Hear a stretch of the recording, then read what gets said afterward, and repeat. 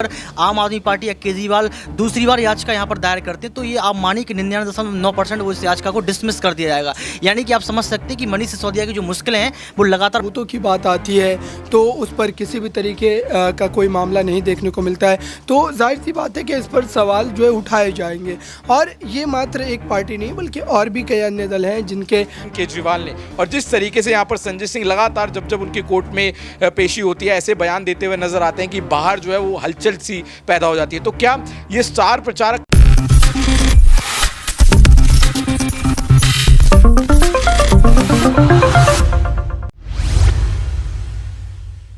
नमस्कार, आप देख रहे हैं नेक्स्ट 9 न्यूज। मैं तुषार आपके साथ। स्वागत है आपका आज के हमारे इस खास प्रोग्राम 2024 के महासंग्राम में। एक तरफ जहां देश में चुनावों का माहौल है, जहां 2023 के विधानसभा चुनाव चल रहे हैं और 2024 में लोकसभा चुनाव होने, वहीं जहां इन चुनावों में एक तरफ सभी पार्टियां जो हैं वो अपनी अपनी रणनीति बनाकर जनता को साधने की तैयारी कर रही है, तो वहीं एक पार्टी है आम आदमी पार्टी जो इस वक्त अपने आप को बचाने की कोशिश कर रही है। जी आपको बता दें, आम आदमी पार्टी इस समय चारों ओर से संकट के बीच घिरी हुई है। उनके अस्तित्व पर इस समय सवाल सा खड़ा हो गया है। आपको बता दें, ईडी सीबीआई लगातार आम आदमी पार्टी पर अपना जो शिकंजा है वो और भी ज्यादा तेजी से कसती हुई नजर आ रही है। आज के इस खास प्रोग्राम में इसी के बारे में बात करने वाले हैं कि कैसे आम आदमी पार्टी के एक नेता, कद्दावर नेता संजय सिंह, जो इस वक्त जेल में बंद है, जो तिहाड़ जेल में बंद है, शराब नीति के मामले में जो मनी लॉन्ड्रिंग का केस उन पर लगा है उसके तहत वो जेल में बंद है। जिस तरीके से हाईकोर्ट ने भी उनकी बेल याचिका को खारिज कर दिया है, तो अब आगे की राउंड की क्या होने वाली है। हालांकि वो सुप्रीम कोर्ट अब पहुंच कर चुके हैं अपनी रिहाई को लेकर, अपनी बेल याचिका को लेकर, लेकिन साथ ही साथ आपको बता दें कि जब एक आदमी पर मुश्किल आती है तो फिर वो चारों ओर से आती है। और इसी के तहत यहां पर जो है संजय सिंह पर एक और बड़ी मुश्किल आ चुकी है, जो है पंजाब से। जी आपको बता दें, मानहानि मामले में पंजाब की अदालत में कल अमृतसर में उनकी पेशी होनी है, उस पर भी कई सवाल खड़े किए जा रहे हैं। और ऐसे में इस वक्त आम आदमी पार्टी जो है वो दो राह में फंसी हुई नजर आ रही है। एक राह है चुनाव की, तो एक राह है अपने नेताओं को और अपने आप को बचाने की। इसी मुद्दे पर बात करेंगे और इसी मुद्दे पर बात करने के लिए हमारे साथ हमारे सहयोगी शामिल है, जिनका नाम है ऋतिक। सबसे पहले तो जिस तरीके से संजय सिंह एक मुश्किल आई, उसके ऊपर दूसरी एक और मुश्किल उनके ऊपर आ चुकी है। मानहानि मामले में कल उनकी सुनवाई होनी है। हालांकि यहां पर कल क्या सुनवाई होगी ये तो वक्त आने पर ही पता चलेगा कि क्या उसमें कोई फैसला लिया जाता है नहीं। लेकिन अगर हम उन पे बात करें जो अभी उन पर केस चल रहा है, जिस तरीके से अगर उसकी बात की जाए तो हाई कोर्ट ने बेल याचिका खारिज कर दी है, सुप्रीम कोर्ट की ओर उन्होंने पहुंच की है। तो क्या लगता है आपको कि क्या सुप्रीम कोर्ट जो मनीष सिसोदिया की पहली याचिका को खारिज कर चुका है, क्या संजय सिंह को यहां पर रिहाई देगा? देखिए, संजय सिंह को लेकर जब हम चर्चा करें तो संजय सिंह लगातार जो अडानी के मुद्दे पर बोलते आए हैं। यानी कि संजय सिंह चाहते हैं कि मुद्दों से भटका दिया जाए। जब उनसे सवाल पूछा जाता है तो सवाल से जो है ईडी ने ये बात कही थी कि संजय सिंह उनका समर्थन नहीं कर रहे हैं। तो कल आपने कहा कि पंजाब हाईकोर्ट में उनकी पेशी होने वाली है, तो मुझे लगता है कि मानहानि केस में यहाँ बुरे फंसते हुए नजर आएंगे संजय सिंह। और जो आपने मनीष सिसोदिया को लेकर सवाल किया, तो सुप्रीम कोर्ट में मैं पहुंचा, मैंने ग्राउंड रिपोर्ट वहाँ पर की थी, तो मैंने वकील से वहाँ पूछा तो वकील ने कहा था कि 3 महीने बाद अगर आम आदमी पार्टी या केजरीवाल दूसरी बार याचिका यहाँ पर दायर करते हैं तो ये आप मानिए कि 99.9% वो इस याचिका को डिसमिस कर दिया जाएगा। यानी कि आप समझ सकते हैं कि मनीष सिसोदिया की जो मुश्किलें हैं वो लगातार बढ़ने वाली हैं। संजय सिंह की अगर हम लोग बात करें तो संजय सिंह हमेशा से ही अडानी के मुद्दे पर रहे हैं। मीडिया कई बार उनसे पूछने की कोशिश की है कि ये घोटाला क्यों हुआ, 338 करोड़ का मामला कैसे आया, लेकिन हमेशा वो यही कहते हैं कि जो अडानी हैं वो मोदी हैं, वो एक दूसरे के मित्र हैं, भाई हैं, मोदी अडानी के नौकर, इस तरीके की वो बात करते आए। तो मुझे लगता है कि इस तरीके की मानहानि का केस जो उन पर लगा है उस पर रिहाई नहीं मिल पाएगी। जी, तो जिस तरीके से यहाँ पर हमारे साथी ने बताया कि यहाँ पर संजय सिंह को अभी और ज्यादा जो लंबी राह है वो तय करनी होगी, क्योंकि जिस तरीके से इस वक्त संजय सिंह पर मुश्किलें हमें देखने को मिल रही हैं वो इतनी जल्दी छटने वाली नहीं है। हालांकि जैसे कि हमारे प्रोग्राम का भी नाम है 2024 का महासंग्राम, और 2024 में महासंग्राम होने भी वाला है लोकसभा चुनाव के तौर पर। और ऐसे में कहा जा रहा है कि आम आदमी पार्टी पर ये जो शिकंजा कसा जा रहा है ये खास तौर पर चुनावों के मद्देनजर कसा जा रहा है, क्योंकि कहीं ना कहीं बीजेपी को ये डर है कि अगर आम आदमी पार्टी को अभी नहीं रोका गया तो आगे जाकर आम आदमी पार्टी उनके लिए एक बड़ा खतरा बन सकती है।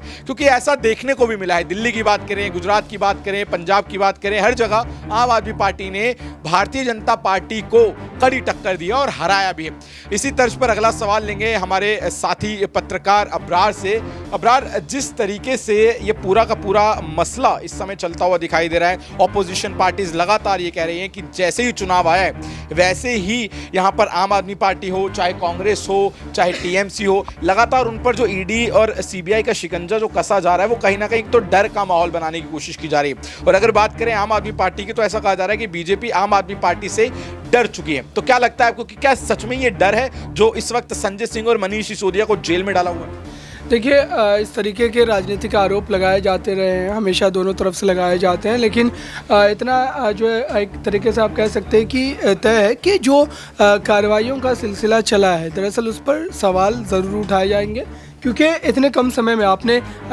जितनी तेज़ी के साथ एक ही पार्टी के नेताओं को जेल में डाला है, और फिर उसके बाद जब सबूतों की बात आती है तो उस पर किसी भी तरीके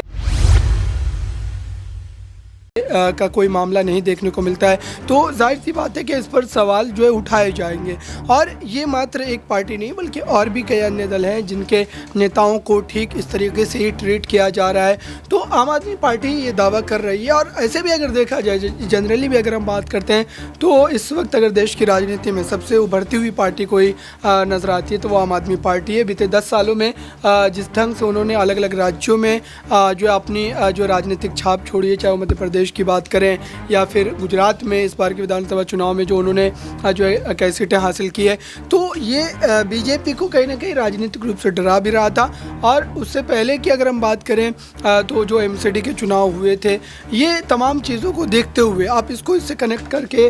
ये इसका मतलब ज़रूर निकाल सकते हैं राजनीतिक रूप से कि बीजेपी इन तमाम बातों से घबरा कर क्या इस तरीके के कदम को उठा रही है। आम आदमी पार्टी भी इस तरीके से ही अपने पक्ष को रख रही है, लेकिन ये एक अलग मुद्दा है। दूसरी तरफ अगर देखा जाए तो आम आदमी पार्टी के जिन नेताओं को ईडी ने अरेस्ट किया है, गिरफ्तार किया है, चाहे वो संजय सिंह हो, मनीष सिसोदिया हो, इन दोनों नेताओं के खिलाफ ईडी का जो रवैया रहा है बीते अगर कई सुनवाइयों की अगर हम बात करें, तो इसमें ऐसा बिल्कुल लगता है कि ईडी एक तरीके से दावे ज़रूर करती है या फिर एक होप, एक उम्मीद की बात ज़रूर जो है करती नज़र आती है कोर्ट में कि सबूत जो है इस मामले में हम जुटा सकते हैं या आगे आने वाले दिनों में हम उन सबूतों तक पहुंच सकते हैं। लेकिन फिर अगली तारीख पर वही जो है आप कह सकते हैं कि बातें दोहराई जाती है। तो कुल मिलाकर के कहा जाए, आम आदमी पार्टी को राजनीतिक रूप से एक भारी नुकसान जो है बीते आप कह सकते हैं कि कई महीनों से लगातार हो रहा है, और इसका आने वाले दिनों में भविष्य की राजनीति में भी कहीं ना कहीं एक बुरा असर भी पड़ेगा। और बीजेपी को इसका फ़ायदा ज़रूर हो सकता है कि मिले, क्योंकि बीजेपी कहीं ना कहीं इस समय आम आदमी पार्टी को जिस तरीके से भ्रष्टाचार में जो है लिप्त पार्टी बता रही है, और अरविंद केजरीवाल को कहीं ना कहीं ढोंगी कह रही है, क्योंकि वो खुद को एक ईमानदार नेता, एक ईमानदार पार्टी के होने के तौर पर अपने दावे को सामने रखते हैं। तो जाहिर सी बात है कि अगर आप पर इस तरीके के लांछन लगेंगे तो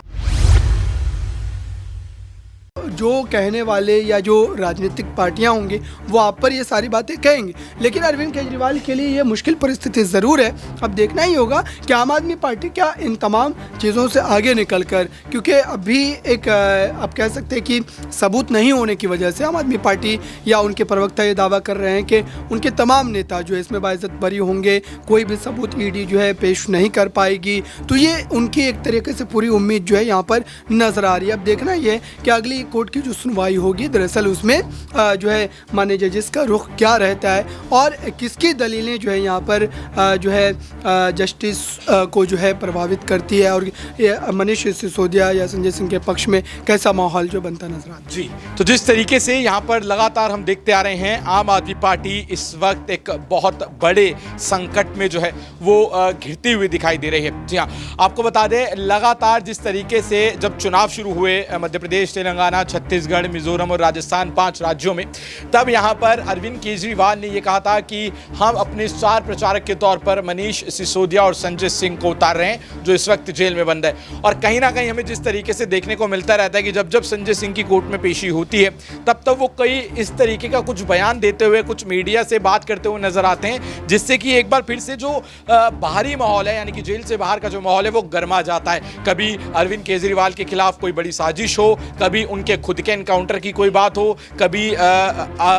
प्रधानमंत्री नरेंद्र मोदी के खिलाफ कोई बड़ी बात कहना हो, इस तरीके की बातों पर वो लगातार जो कमेंट है वो करते आए हैं। इसी पर अगला सवाल और आखिरी सवाल मैं लेना चाहूँगा अपने साथी पत्रकार अक्षय से। अक्षय, जिस तरीके से अभी मैंने बताया कि यहाँ पर स्टार प्रचारक मनीष सिसोदिया और संजय सिंह को बनाकर उतारा है अरविंद केजरीवाल ने, और जिस तरीके से यहाँ पर संजय सिंह लगातार जब उनकी कोर्ट में पेशी होती है ऐसे बयान देते हुए नजर आते हैं कि बाहर जो है वो हलचल सी पैदा हो जाती है, तो क्या ये स्टार प्रचारक का अपना रोल वो अदा कर रहे